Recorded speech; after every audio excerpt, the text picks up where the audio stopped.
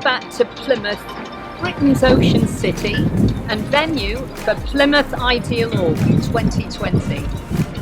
This historical maritime city is going to be the backdrop for two momentous events in 2020.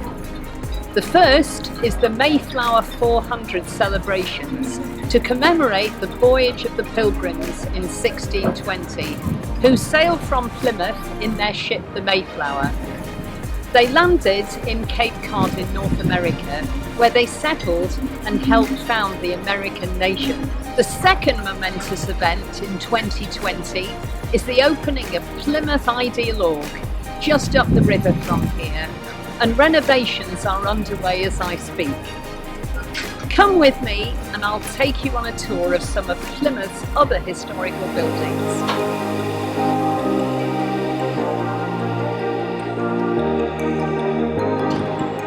As you can see from this ice cream shop behind me, the legacy of the Pilgrims is everywhere.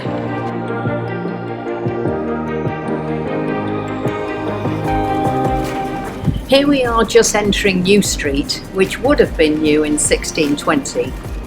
All the famous adventurers of the Southwest have walked along this street. As you can see, it still has the same winding cobble street pattern that Drake, Hawkins and Raleigh would have recognised. Look at this. It says on this spot in 1765 nothing happened. Not quite true, because in actual fact several barrels of gunpowder accidentally caught fire and there was a huge explosion. Just down this street is Jacker's Bakery, the oldest commercial bakery in Britain. It was baking biscuits for the Pilgrims before they set sail in 1620 and in the time of the Spanish Armada. Here we have a plaque commemorating the home of John Spark of Plymouth, who sailed with John Hawkins on his 1564 voyage to the West Indies. He was the first Englishman to write descriptions of both the potato and tobacco. Later on he settled in Plymouth as a merchant, building this street about 1584, and he became Mayor of Plymouth in 1592. Look at this. You can't get more quintessentially English than this. A Tudor tea house, Devon cream teas, and the age-old debate between the counties of Devon and Cornwall. Which do you put on first, the cream or the jam? Now come with me out of the wind into the peace and tranquility of the Elizabethan courtyard.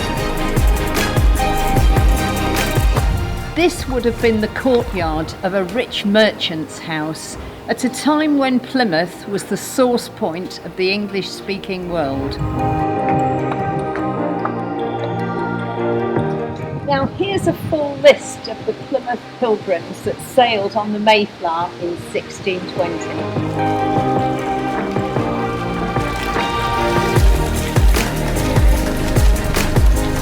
In keeping with Plymouth's rich maritime tradition, Plymouth Ideal Org is a truly historical building. It stands sentinel in a strategically prominent position on the banks of the River Tamar, which divides the counties of Devon and Cornwall.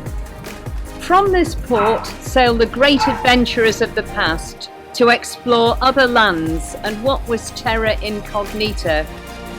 With Plymouth's new Ideal Org, thousands of people in the southwest will be able to explore the terra incognita of the mind and spirit.